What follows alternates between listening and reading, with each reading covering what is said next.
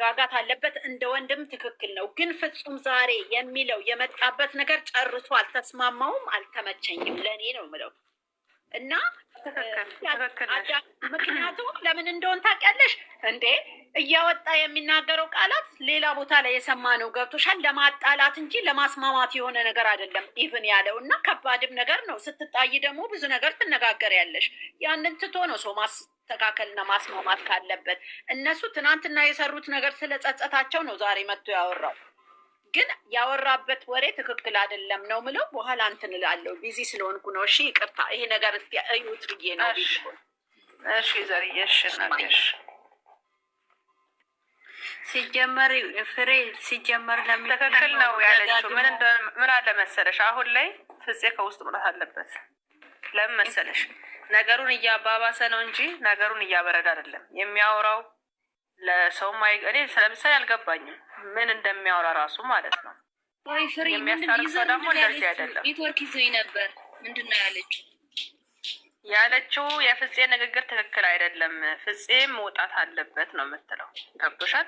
ኤፍሬም መረጋጋት አለበት። ቆይ ፍሬ ፍፄ ስለ ፍፄ እኮ ከትናንት በፊት ምን አለ? ቪዲዮ ላይ ሲሰራ ምን አለ? ተበድላለች አለ። ትናንት ጋር ምንም አልበደላችም ቡርኬ አለ። ትናንት ምንም አልበደላትም ቡርኬ አለ። ከትናንት የሰራው ቪዲዮ ደግሞ ሃይሜን ተበድላለች፣ ግን እንደዛ መሆን የለበትም ብሎ ተናገር አለ። የፍፄ ሁለት መላስ እየተናገር እንዴት ነው ፍፄ? ለዛ እኮ ነው ፍፄ ከመካከላቸው መውጣት አለበት እኮ ነው የምንለው እኛ። ፍፄ የሚባል ሰው መውጣት አለበት። መከታዬ ነው አይወጣም ብለዋል እኮ። አሁን እኮ መከታዬ ነው አይወጣም ብለዋል እኮ። ኖ ሲጀመር እንትና ፍሬ እሺ ሲጀመር እንትና ኤፋ ተናዶ አዎ በቃ ከሷ ጋር እንዲሆን አይፈልግም ምናምን ብሎ እንዲናገር ፈልጎ ደጋግሞ ይሄ ልጅ ተልኮ አለው ምን አለ ደጋግሞ እንዲለያዩ ነው ደጋግሞ እሱም ደጋግመ ለምን ትጠይቀኛለህ እያለ ነበረ። እሱ አሁን በንዴት እሱ አዎ ብል ነገ ደግሞ ያኛው መጥቶ በቃ ወንድሟ እንደዚህ ብሎኛል ብሎ እንዲናገር ነው። እንደዚህ ብሎኛል በቃ ወንድሟ ጨርሻለሁ ምናምን ነገ ደግሞ እንደዚህ ብሎ ይመጣል። ወይ ጉድ እኮ ነው። ባለቤቷን ነው የሚጠይቀው። በአስተርጓሚ የተጠየቀ ከአፉ ለማውጣት ከአፉ ክፉ ነገር ለማውጣት በጣም ደጋገመ ታውቃለሽ። ከአፉ ክፉ ነገር እንዲያወጣ እሱ እንዲህ ነው እሱ ለማንኛውም እዚህ ላይ ማለት ነው ጃላኔ ቆይ አንዳንዴ የማይሰማችሁ ሰው ከመናገር የሚሰማችሁ ሰው መናገር ይሻላል እኮ። አሁን ፍፄና ቡርጌ ስንት ጊዜ ነው የተናገርነው? የሚሰሙ ሰዎች አይደለም። በግራ ገኝ ነው የሚሄዱ እነሱ። እንዴ እኛን የፈለግነው ሳይሆን እነሱ የፈለጉት ነው የሚሄዱት። አሁን መናገር እኮ ሰለቸን። እንዴ ስንት ጊዜ እንናገርሽ በእነሱ ምክንያት። አስከብራ ሲባል የሆነ ሲዘመጣ ያስመጣጣቸው እንደዚህ አድርግ ሲባል የሆነ ግራ ነው የሚሄደው ልጁ። አሁን በቃ ኤፋም አሁን ዛሬ የወንድምነቱን ጨርሷል። እሷ ደግሞ ህይወቷን የምትመራ ሀይሚዬ ናት። ያኛው ልጅም ደግሞ እኔ ሰው እንትን ነው ሰውን አምጥቼ በሱ በኩል ነው እሱ ያወር ስለኔ ያገባዋል ካለ እኔ እንጃ እኔ አላቅም። ፍፄ ስለኔ እሱ ይናገር እኔ መናገር አልችልም ብሎ ከሆነ እኔ አላቅም። መከታይ ነው ስላለ ማለት ነው። ግን ደግሞ እሱ ሀይሚን የሚፈልጋት ከሆነ ሁለታቸው መነጋገር አለ። ቆይ ልንገርሽ፣ እዚህ ላይ እውነት እናወራ ከተባለ ጃዬ ቆይ እዚህ እውነት እናወራ ከተባለ ፍፄ የሚመለከተው ኤፍሬም አይመለከተው። ህይወቷ ራሷ ነው የሚመለከታት። ራሱን የሚመለከት ራሳቸው ይፍቱ፣ የራሳቸው ይለያዩ፣ ራሳቸው ይታረቁ። እንደዛ የሚባል ነገር አይሰራም እኮ እውነት እናወራ ከተባለ ማለት ነው። ሁለቱም ቀይ መስመር እያለፉ ነው ያሉት። እሱ ቆይ እኔ እንትና ፍፄ ማለት ነው አሁን ወንድሟ ስለተናገረ አዎ ወጥቶ ብዙ ነገር ብለዋል። እሺ ሴቶች ሲመጡ ደግሞ ለምንድነው ሴቶች ለምን ትመጣላችሁ ለምን ብሎ ለምን ሴቶቹን አልተሳደበም?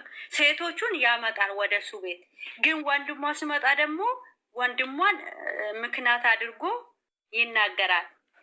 ከዚህም በፊት ግን ብዙ ሴቶች ሲመጡ ደግሞ ለምን መጣችሁ ብሎ ለምን አልተናገረም?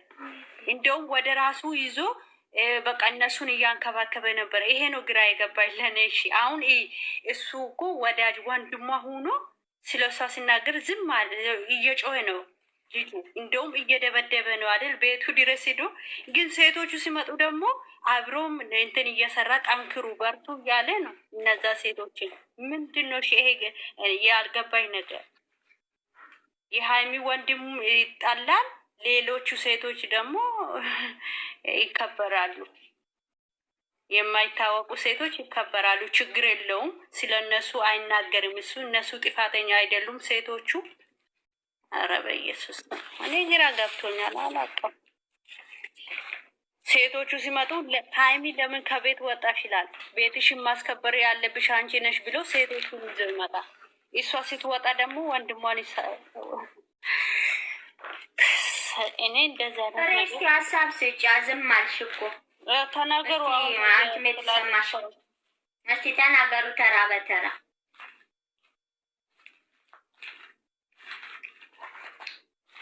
ሲጀመር ይኸውልሽ ትላንትና ተመቶ እኔ እሱም በሆን ኖሮ አልመጣም ሲጠራኝ። ገብቶሻል? ትላንትና በቤት ውስጥ ገብቶ የተደረገውን ነገር አይተናል። እውነት ከሆነ አይደል እንዴ? እኔ አንቺን ቀጥቅጬሽ መትቼሽ ተነስቼ ስጠሪኝ አልመጣም። ተሽሎኝ ብድሬ ነው የምመልሰው። እኛ ላይ እነሱ ቁማር እየሰሩ ነው እንጂ አንቺ እኔ በእኔ ህይወት ኦኬ ስጎዳ ወንድሜ የኔን ጉዳት ላይፈልግ ይችላል። በእኔ ህይወት ግን ሊወስን አይችልም። ህይወቱ የምኖረው እኔ ነኝ። ስለ እንደ እውነት እናውራ ከተባለ ማለት ነው። ገብቶሻል?